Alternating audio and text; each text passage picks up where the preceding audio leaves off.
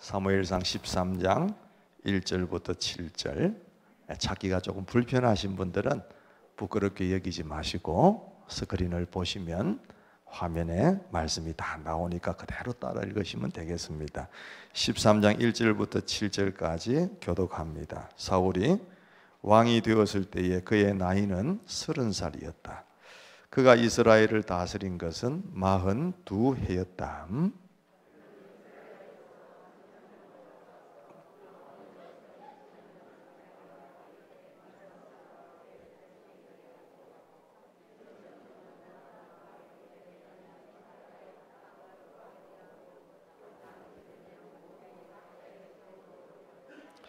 요나단이 게바에 있는 블레셋 사람의 수비대를 치자 블레셋 사람들이 그 소식을 들었다. 사울이 온 나라에 나팔을 불어서 히브리 사람 소집령을 내렸다.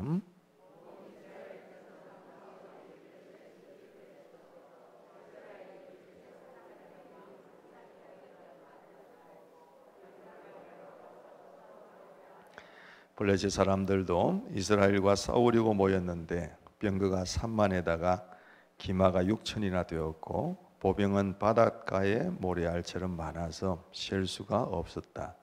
블레셋 군대는 베다웬의 동쪽 믹맛으로 올라와서 진을 쳤다.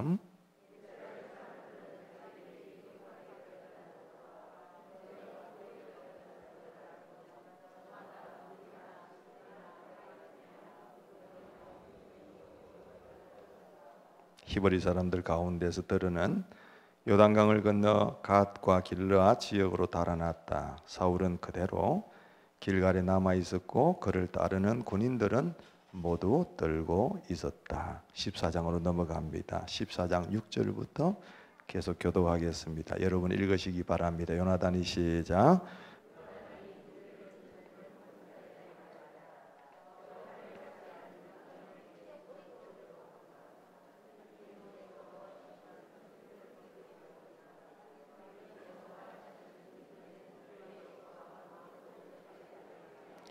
그의 무기를 든 병사가 대답하였다. 무엇이든 하시고자 하는 대로 하십시오. 무엇을 하시든지 그대로 따르겠습니다.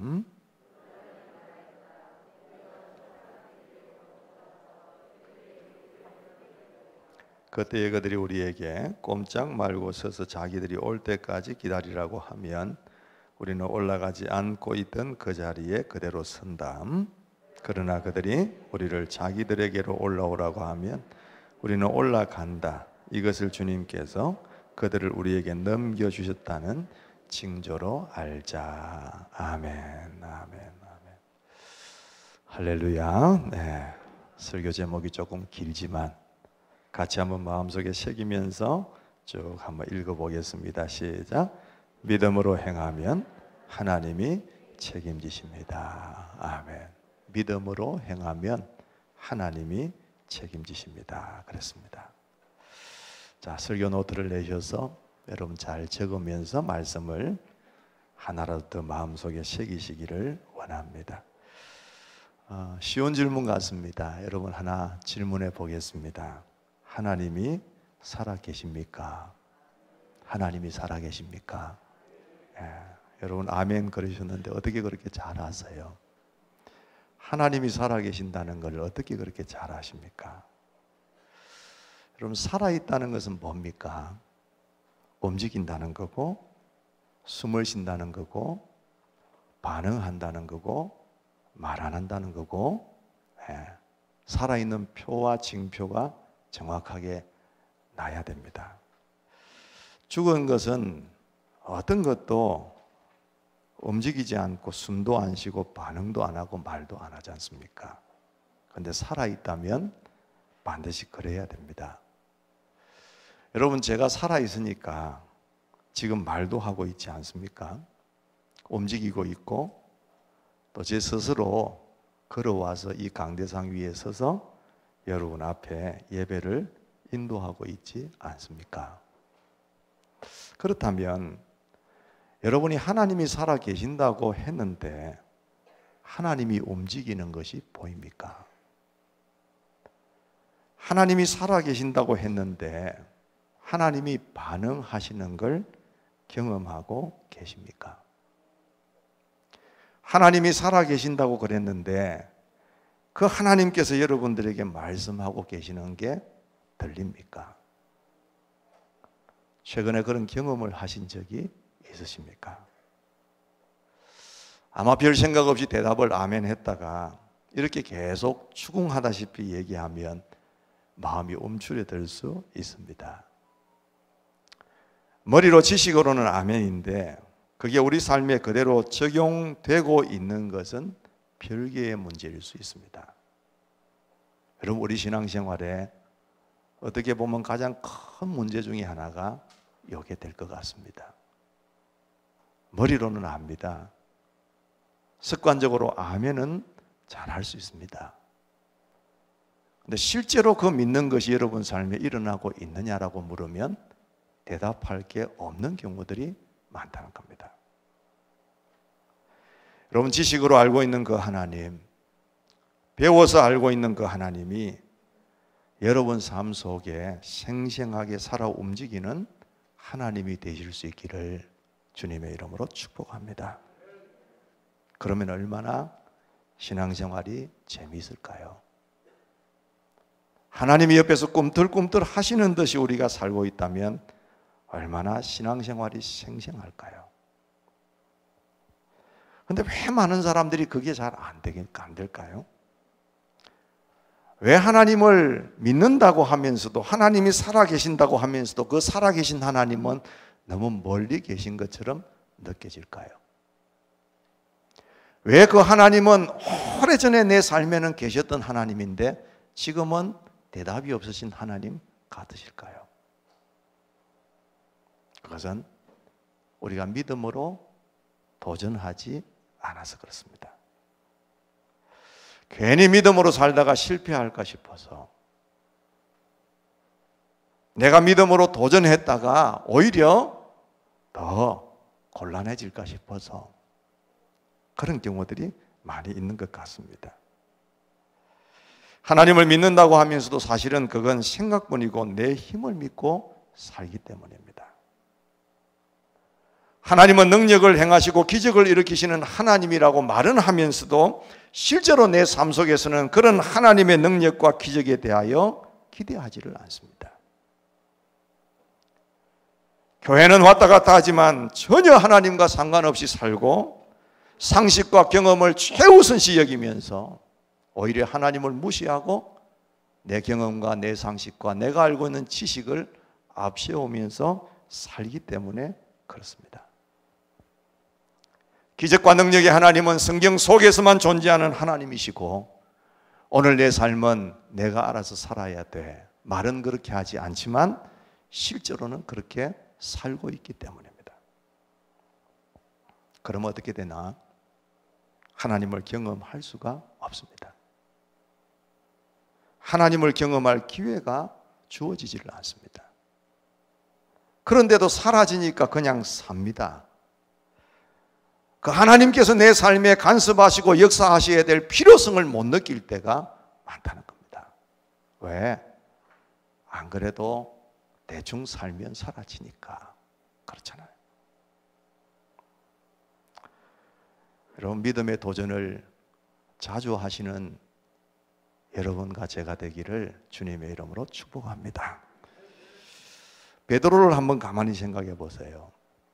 예수님께서 제자들을 보고 배 타고 저쪽 건너가 있으라 그렇게 말씀하셨는데 밤새도록 배가 바람과 풍랑 때문에 어려움을 당하고 밤새도록 가도 도착을 할 수가 없었습니다. 예수님께서 그때 어떻게 하셨습니까? 그렇게 고난을 당하는 제자들에게 다가오셨는데 쑥 날아서 오신 게 아니라 바다 위를 걸어서 오셨습니다. 다른 사람들이 무서워서 유령이다 그러고 숨기도 하고 고함 지르기도 하고 막 그렇게 하고 있대에 누군가가 주님이시다라고 얘기를 할 때 베드로는 다시 그 예수님을 바라보고 이렇게 얘기를 합니다. 예수님, 당신이 주님 맞거든. 당신이 예수님 맞거든. 나를 물 위로 걸어오게 해 주십시오. 그렇게 얘기했습니다. 근데 물리로 걸어가다가 어떻게 된 줄 여러분 잘 아시잖아요. 처음에는 잘 걸어가다가 나중에 바람과 풍랑을 보고 겁이 나서 두려워하면서 바닷속에 퐁 빠졌습니다. 그때 예수님이 그의 손을 이끌어 주시면서 하셨던 말씀이 왜 의심하였느냐, 왜 그렇게 믿음이 적었느냐, 그렇게 얘기를 하시죠. 우리는 이 얘기를 듣고 있으면 잘 알고 계시는 내용인데 뭐라고 얘기합니까? 아이, 베드로가 왜 그렇게 어리석은 짓을 했어? 왜 그렇게 믿음이 없었어? 끝까지 왜 주님을 믿음으로 바라보고 가야지 바람과 풍랑과 파도를 봤어? 그런 얘기를 합니다. 근데 저는 그렇게 생각합니다. 비록 실패한 것 같지만 그 베드로가 그렇게 물속에 나도 주님 좀 걸어오게 해주십시오 라고 말한 사람은 베드로 혼자밖에 없었습니다. 누가 그런 생각을 하겠습니까, 여러분? 나는 바다를 걸을 수 없다는 걸 뻔히 알고 있는데, 나는 배에서 내리면 빠져 죽는다는 것을 뻔히 알고 있는데, 그럼에도 불구하고 주님께 의지하여 주님 당신이 나를 명하셔서 이 바다 위로 걸어오라고 하시면 나는 걸어갈 수 있을 것입니다 라고 얘기할 수 있는 자체가 믿음이라고 봅니다. 비록 끝까지 가지 못해서 거기에 빠졌지만은, 왜 믿음이 없었느냐라고 주님께서 핀잔하시듯이 말씀은 하셨지만은 이 베드로는 경험했을 겁니다. 내가 잠시라도 물 위를 걸을 수 있었구나, 하나님의 능력으로. 그러면서 내가 믿음이 없어서 빠졌지만은 내 앞에 계신 전능하신 하나님은 실제로 물 위에서 걸어오고 계시는 전능하신 위대하신 하나님이시구나. 그걸 이 베드로는 자신의 연약함과 대비되어진 그 주님이 전능하신 하나님이시라는 것을 알게 되는, 더 실감나게 되는 아주 소중한 기회였을 거라고 저는 생각합니다. 여러분, 나이아가라 폭포를 가보셨습니까? 한 번씩 얘기 드립니다만 저게 나이아가라 폭포입니다. 대단하죠? 근데 저 나이아가라 폭포를 정말 잘 즐길 수 있는 방법이 있답니다. 그게 뭐냐 하면 저 폭포 밑에 배를 타고 들어가는 것입니다. 저렇게 말입니다. 물이 막 떨어지는 때 비옷을 입고 모든 승객들이 말입니다. 그러면서 폭포 가까이에 최대한 접근을 합니다. 저 배에 탄 사람과 저 폭포를 멀찌감치서 바라보고 있는 사람은 느낌이 다를 겁니다. 저 배를 타고 있는 사람은 저 폭포가 얼마나 웅장한지, 대단한지, 위력 있는지 이런 걸 손수 아주 피부로 느낄 수 있는 기회가 되었을 겁니다. 우리가 하나님을 믿고 살아가는 것도 저래야 될 줄 믿습니다. 배 타고 하나님의 경험을, 하나님의 능력을, 하나님의 은혜를, 하나님께서 하시는 위대하심을 경험하기 위하여 마치 폭포 속으로 들어가는 사람처럼 우리가 삶 속에 적은 것이든 큰 것이든 하나씩 하나씩 도전해 나갈 때 믿음으로 도전하는 그 속에 하나님은 자신을 드러내 보이실 것입니다. 여러분, 우리 좀 신나는 신앙생활 할 수 있기를 바랍니다. 그 길은 뭡니까? 하나님이 우리 삶 속에 살아서 역사하시도록 도전해야 합니다. 우리의 믿음을 보여드려서 하나님을 내 삶에 끌어들여야 합니다. 우리가 믿음이 없고 아무것도 도전하지 않으면 하나님 우리 앞에 나타나시지를 않습니다. 그러나 부족하지만 믿음으로 바다에 뛰어내리고 부족하지만 배를 타고 주님의 은혜의 바다 위로 깊숙하게 들어갈 때 하나님이 나타나셔서 우리 삶에 살아계신 하나님이심을 우리에게 말씀하실 것이라고 믿습니다. 여러분, 오늘 말씀에 그런 사람이 나옵니다. 누굽니까? 요나단입니다. 요나단은 초대 왕이었던 사울 왕의 아들입니다. 왕보다 아버지보다 아들이 훨씬 더 멋있습니다. 그러니까 나중에 다윗과 둘도 없는 생명을 나누는 친구가 되지 않습니까? 자, 이 요나단이 도대체 어땠길래 그렇게 도전적인 사람이었고 하나님을 경험한 사람이었느냐 한번 보십시다. 여러분 13장 3절에 보면 이런 말씀이 나옵니다. 요나단이 게바에 있는 블레셋 사람의 수비대를 쳤다라고 얘기가 나옵니다. 이게 무슨 말이냐? 게바라는 곳은 이스라엘 내에 있는 영토입니다. 지역입니다. 이스라엘 땅입니다. 그런데 거기에 블레셋 나라의 사람들이 수비대를 두었다. 그는 주둔군을 두었다 그 말입니다. 이스라엘이라는 나라에 블레셋 군사가 들어와서 주둔하고 있었다 그 말입니다. 그러니까 이스라엘 형편을 얘기하는 건데, 블레셋으로부터 완전히 지배를 받는 속국은 아니었지만 거의 모든 영향을 받고 있는 게 이스라엘의 형편이었습니다. 그걸 우리가 잘 알 수 있는 게 뭐냐 하면은, 여러분 오늘 성경이 너무 이 내용이 길기 때문에 짧게 우리가 두 부분만 보았기 때문에 읽지를 못했지만은, 이스라엘에는 무기가 없었습니다. 칼이나 창 같은 무기가 없었습니다. 못 만들도록 블레셋이 완벽하게 통제를 시켰습니다. 그래서 이 무기는 사울 왕이나 요나단 정도가 창이나 칼을 들고 있지, 백성들 군대라고 하지만 그 군대에는 그런 무기가 전혀 없었습니다. 그래서 그 사람들이 농사를 지을 때 호미를 혹은 뭐 꽃갱이를 이런 걸 만들려고 하면 블레셋 땅에 가서 그 연장을 만들어 와야 되는 그런 형편들이었습니다.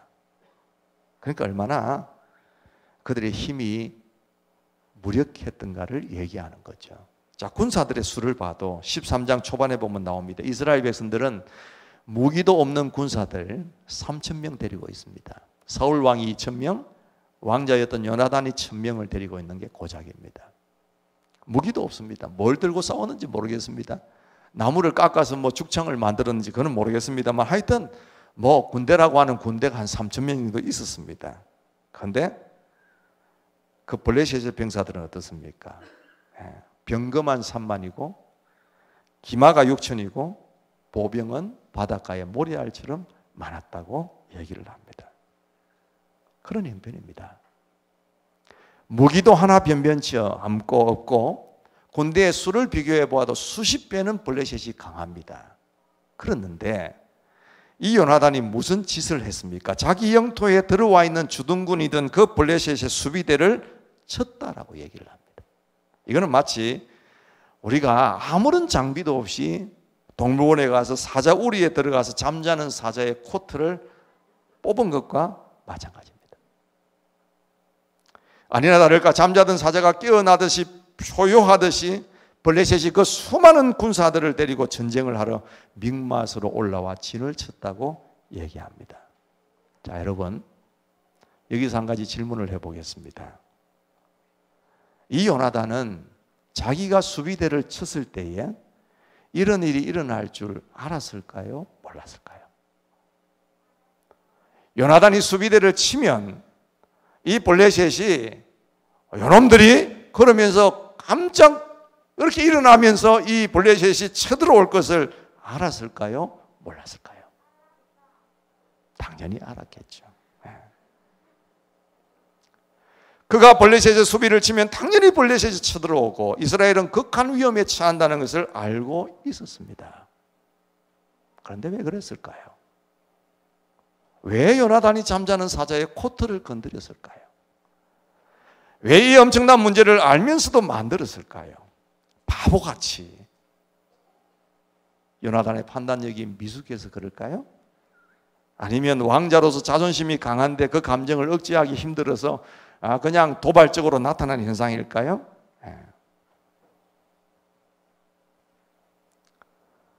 요나단에게 한번 물어보면 요나단이 이렇게 대답할 것 같습니다. 우리는 하나님의 백성이잖아요. 이 땅은 하나님의 백성들이 거하는 곳이잖아요. 하나님은 버젓이 지금도 살아 계시잖아요. 그런데 이방인들인 블레셋이 이곳에 주둔하고 있다는 게 말이 됩니까? 지금까지는 그랬다고 치십시다. 그런데 이제 이 나라에도 하나님이 세우신 왕이 있잖아요. 어떻게 저걸 보고만 있습니까? 하나님이 내 마음을 아실 겁니다. 그래서 내 편이 되어 주실 겁니다. 아무리 블레셋이 수가 많고 강하다고 해도 그에 비해 우리는 무기도 하나 없이 이 병사들은 그들에 비해서 수십 분의 1밖에 되지 않지만 하나님이 우리를 책임져 주실 줄 믿습니다. 나는 그 믿음으로 그 수비대를 친 겁니다. 그렇게 얘기할 것 같습니다. 요나단은 자신이 하는 이 일이 문제를 일으킬 줄 알았습니다. 그러면 전쟁도 일어날 것이고 도저히 상대가 안 되는 이스라엘이 블레셋을 당해낼 수 없기 때문에 큰 위험 속에 빠진다는 것도 알고 있었습니다. 그러므로 이 요나단이 알고 한 이 일은 뭐냐? 하나님을 믿고 행한 결단이었다 그 말입니다. 하나님 한 분만을 믿고 행한 과감한 믿음의 행동이자 믿음의 결단이었습니다. 어떻게 됐을까요? 그 사건은 예상대로 큰 어려움을 가져왔습니다. 이스라엘 군대는 막강한 블레셋 군사들의 수와 무기 앞에 절절 매는 신세가 되죠. 6절 7절에 그렇게 기록합니다. 이스라엘 사람들은 자기들이 위급하게 되었다는 것과 군대가 포위되었다는 것을 알고는 저마다 굴이나 숲이나 바위 틈이나 구덩이나 웅덩이 속으로 기어들어가 숨었다 그랬습니다. 그리고 들은 요단강을 건너서 갓과 길르앗 지역으로 달아났고, 그리고 이 사울을 따르는 군인들이 조금 있었는데 그들도 모두가 떨고 있었다라고 얘기를 합니다. 분위기는 이미 블레셋에 넘어갔습니다. 나중에 사울 곁에 남은 병사는 고작 600명밖에 되지를 않습니다. 사기는 떨어졌고 무기는 애초에 없었습니다. 지형도 불리합니다. 이 블레셋군이 주둔하고 있는 믹마스라는 것은 높은 지역에 있고 이스라엘 백성들이 있는 이 게바라는 지역은 아래 지역에 있습니다. 아래에서 믹마스에 있는 그 블레셋을 만약에 전투를 벌인다면 믹마스에 있는 블레셋 군사가 훨씬 더 유리할 것은 뻔한 얘기입니다. 이 상황에서 계속 전쟁을 한다는 것은 계란으로 바위를 치는 것이고 자살 행위하고 다를 바가 없습니다.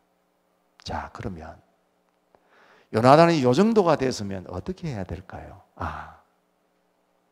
내가 하나님의 영광을 위하여 하나님의 백성인 우리가 그대로 있을 수 없어서 내가 수비대를 쳤지만 현실이 그렇지 않구나. 녹록지 않구나. 이렇게 어려움을 백성들이 당하는구나. 내가 괜한 짓을 했나? 그러면서 후회를 하고 뭔가 블레셋과 화해를 시도하고 이 사태를 무마시키고 정말 내 마음은 그게 아니었고 간절했지만 그럼에도 이게 현실이 그렇지 않구나라고 생각하면서 돌이키고 다시금 옛날로 돌아가려고 애를 써야 되는 게 마땅한 상식 아니겠습니까? 그런데 요나단은 어떻게 하냐? 그렇게 하지 않습니다. 포기하거나 낙심하기는커녕 오히려 자기 무기를 든 병사 하나와 자신이 둘이서만 블레셋 진으로 쳐들어갑니다. 그리고 거기에 가서 하나님의 뜻을 묻고 신호를 받습니다. 그리고 그 두 사람이 그 진영을 휘젓고 다니는데 놀라운 것은 전쟁의 결과가 어떻게 됐느냐라는 겁니다. 14장 15절에서 16절까지 말씀이 나오는데 이때에 블레셋 군인들은 진 안에 있는 군인들이나 싸움터에 있는 군인들이나 전초 부대의 군인들이나 특공대의 군인들이나 모두가 공포에 떨고 있었다 그랬습니다. 자, 여러분, 그들이 공포에 떨 이유가 어디 있습니까? 상대는 정말 미약한 이스라엘입니다. 무기도 없고 수로 봐서도 어느 것으로도 자기들이 압도적입니다. 왜 뜹니까, 여러분? 떨 일이 없습니다. 그런데 그 뒤에 무슨 말씀이 나오느냐? 하나님이 보내신 크나큰 공포가 그들을 휘감았다 그랬습니다. 그래서 블레셋 군인들이 아우성을 치면서 이리저리 몰려다니고 있었습니다. 14장 20절에 보면 블레셋 군인들이 창을 뽑아 들고 저희끼리 서로 정신없이 쳐 죽이고 있었다 그랬습니다. 자, 제대로 된 전쟁이 붙기도 전에 블레셋 군인들이 두려워합니다. 땅이 흔들리고 공포가 그들을 휘감습니다. 아우성을 치면서 이리저리 몰려다닙니다. 저희들끼리 서로 정신없이 창을 뽑아들고 서로 죽이고 있습니다. 어떻게 이런 일이 일어날 수가 있습니까, 여러분? 누가 하셨습니까? 하나님이 이 전쟁에 개입을 하신 겁니다. 그래서 14장 23절에 보면 그날 주님께서 이렇게 이스라엘을 구원하셨다. 주님께서 그날에 이렇게 이스라엘을 구원하셨다. 여기서 우리가 여러분 마음에 깊이 깨닫게 되는 게 하나 있습니다. 뭡니까? 하나님을 믿고 행한 그 뒷일은 하나님이 해결하시니까 걱정하지 말아라는 것입니다. 네가 믿음으로 산 그 일에 대해서는 내가 책임질 테니까, 네가 믿고 행한 그 뒷일에 대해서는 내가 해결해 줄 테니까 걱정하지 말라는 겁니다. 한번 따라해 보실까요? 믿음으로 행하면 하나님이 책임지십니다. 우리에게 있어야 될 건 뭡니까? 믿음입니다. 믿음으로 행하게 되어지면 그 뒷일을 책임지시는 분은 누구시냐? 하나님이십니다. 물론 이건 내가 아무 일이나 내 뜻을 관철시키기 위해서 내 욕심을 몰아붙여서 하나님 앞에 책임을 지우고 하나님 해주세요, 나 그냥 갑니다, 이거 얘기하는 것 아닙니다. 우리가 하나님의 말씀대로 살기를 결단하고 하나님의 백성답게 살려고 결단하고 하나님의 영광을 위해서 살기로 내가 결단하고, 그럴 때에 희생도 따르고 위기도 올 것 같고 손해를 많이 볼 것 같은 그런 일들이 마음속에 들어도 그 하나님께서 전적으로 책임져 주시겠다는 이야기입니다.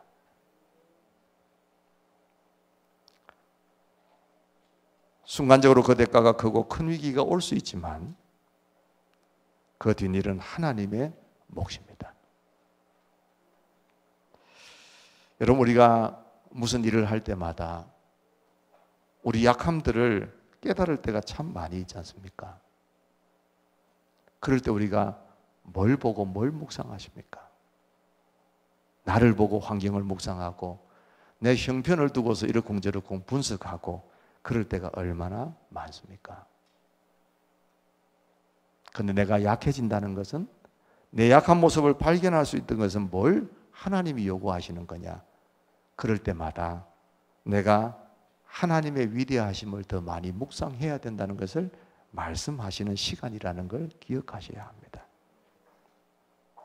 하나님이 도와주시면 전력이 열세여도 지지 않고요. 그러나 하나님이 돕지 않으시면 전력이 우세해도 이길 수가 없습니다. 아무리 전세와 이 판세를 분별을 잘한다고 해도 하나님께서 개입하시고 간섭하셔야만 이길 수 있는 것이 이 블레셋과의 전투였다면 우리 인생도 하나님께서 우리의 삶에 개입하시고 간섭하시고 역사해 주시고 이기게 하셔야만 된다는 것을 우리가 믿어야 된다 그 말이에요. 천국은 가만히 감나무 밑에 앉아 누워있는 자의 것이 아니라 침노하는 자의 것입니다. 이거는 믿음으로 도전해야 된다는 것을 얘기하는 것입니다. 믿음의 도전이 없으면 살아계신 하나님을 경험할 기회가 없습니다. 내가 조금 어려워도 한 단계 한 단계 믿음으로 도전하고 결단하고 하나님을 경험하고 나아갈 때에, 그럴 때에 비로소 나중에 시간이 지나고 경험이 지나고 그게 하나님을 정말로 크신 하나님으로 경험할 수 있는 기회가 우리에게 주어지는 것이지, 그렇잖아요. 여러분이 그냥 평범하게 인생을 살려고 하는 거 편안할 수 있습니다.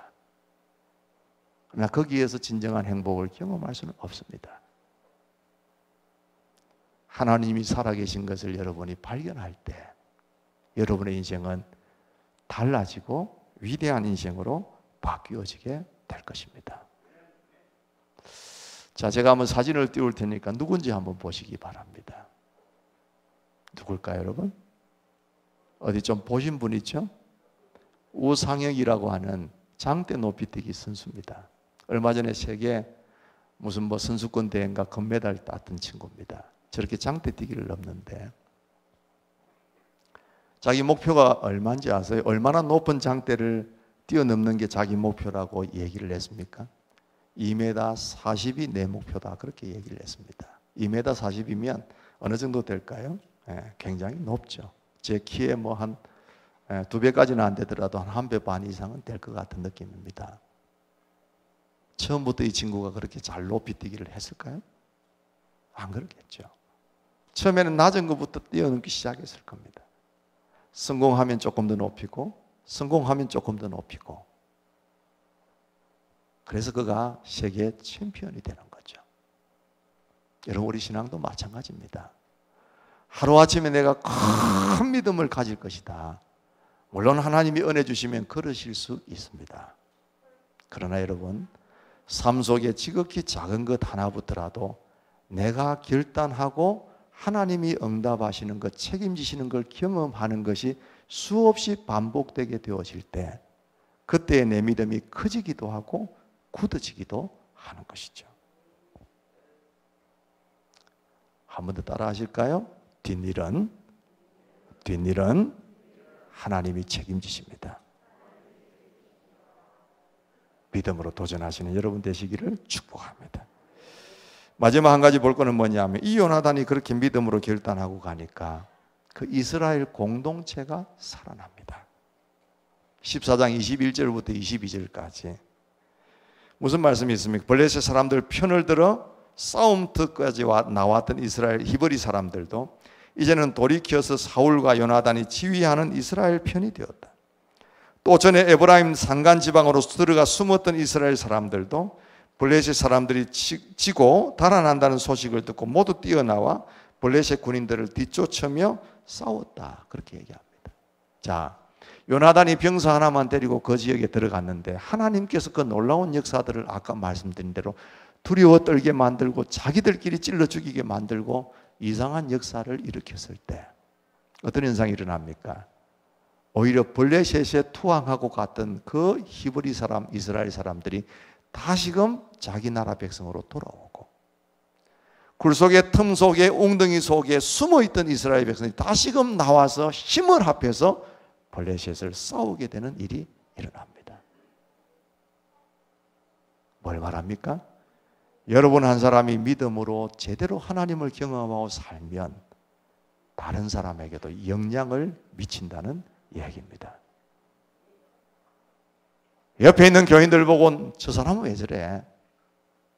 아니 우리 교회는 왜 그래? 저 교회는 왜 그래? 그런 말씀하실 필요가 없습니다.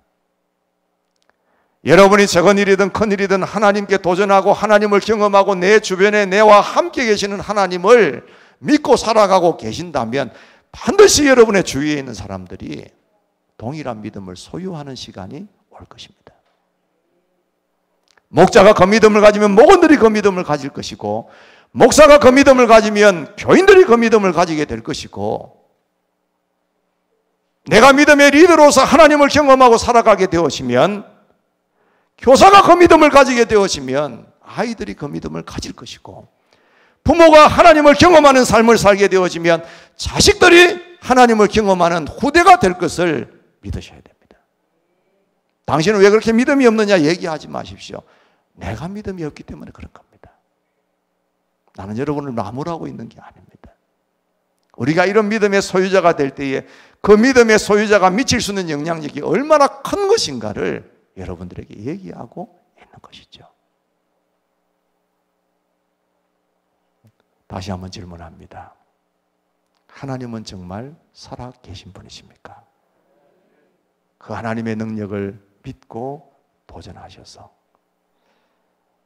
죽어는 하나님처럼, 응답 없는 하나님처럼, 말씀 없는 하나님처럼 사장된 그 하나님을 모시고 살아가는 듯한 신앙생활이 아니라 생생하게 여러분 삶 속에 살아계신 하나님을 경험하고 살아가는 위대한 능력의 역사가 저와 여러분 삶에, 우리 교회 안에 충만하게 될 수 있기를 주님의 이름으로 축복합니다.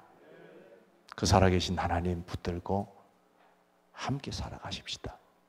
한 번 더 제목을 읽고 따라해 보겠습니다. 한번 따라하십시다. 믿음으로 행하면 하나님이 책임지십니다. 여러분 믿음을 한번 고백하는 의미에서 옆에 분들에게 들리도록 한번 크게 얘기해 주십시오. 믿음으로 행하면 시작. 믿음으로 행하면 하나님이 책임지십니다. 한 번 더 시작. 믿음으로 행하면 하나님이 책임지십니다. 할렐루야. 아멘. 믿음으로 살아가십시다. 자리에